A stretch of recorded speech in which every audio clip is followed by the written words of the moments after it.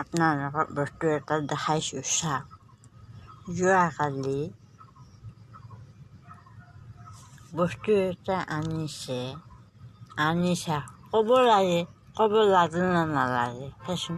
ইমান ধুনীয়া সত্যনাৰায়ণ পূজাৰ ভোগ আনি কেনে বাষ্টেবুলত থৈছে, কোৱা নাই আৰু কি হয়। মই ভাবিছোঁ আজি ইমান ডাঙৰ ঘিউৰ বটল আনিছে।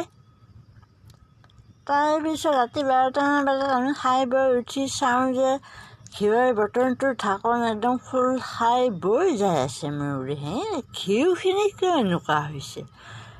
পিছত চাইছোঁ যে এইটোচোন সত্যনাৰায়ণ পূজাৰ ভোগহে হয়। তেতিয়া মই ক'লোঁ, তই বস্তুটো আনিছা, কমচে কমটো ক। মইতো আৰু বাইদেউহঁতকো দি খাব পাৰিলোঁ হয় না, বাইদেউহঁতকো দিলোঁ হয়, নিজেও খালোঁ হয়, বস্তুটোতো পেলনি নগ'ল হয়নে নহয় কওকচোন। বস্তু আনিলে ক'ব লাগে নে নালাগে? এনেই গ'লনে ভোগখিনি? খাবই নাপালোঁ, এতিয়াতো গোন্ধাই গ'ল। ৰাতি আৰু ক'ত খাওঁ? যদি লগে লগে ক'লে হয় তেতিয়াহ'লে খাব পাৰিলোঁ হয়নে নহয়? নাই, খুলি কেনে নকয় যে এইটো ভোগ হয়। মই ভাবিছোঁ আজি ল'ৰাটো ইমান ডাঙৰ ঘিউৰ বটল আনিছে। আচৰিত খাইছোঁ, ইমান দামী ঘিউৰ বটল এটা আনিছে ½ লিটাৰৰ। মই ভাবি আছোঁ, ৰাতি 12টাত খাই বৈ উঠি চাওঁ যে ঘিউৰ বটলটো ঢাকন খুলি একদম ভোগখিনি ঢাকনৰ হেৰিৰ পৰা পৰি আছে। মই কি ঘি আনিছে ঐ? ক'ত পালে সি? ক'ৰবাত সস্তাতে পাই আনিলে নেকি? পিছত যে চাওঁ নহয়, সত্যনাৰায়ণ পূজাৰ প্ৰসাদ। দেখিছেনে? এনে নষ্ট হ'ল না, খাবতো নাপালোঁ। ক'ব লাগে, বস্তু আনিলে ক'ব লাগে।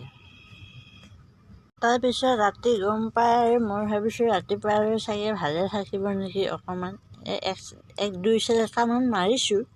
মই ভাবিলোঁ ৰাতি ভাত খাই উঠিলোঁ চাগে ৰাতিপুৱা খাব পাৰিম চাগে। সেইকাৰণে আৰু এতিয়া গোটেই ভৈয়ামটো হেৰি হৈ গৈছে ন, চাৰিওফালে বিয়পি গৈছে। সেইকাৰণে মই এই ডেক্সিত থৈ কিনে ঢাকন মাৰি থলোঁ।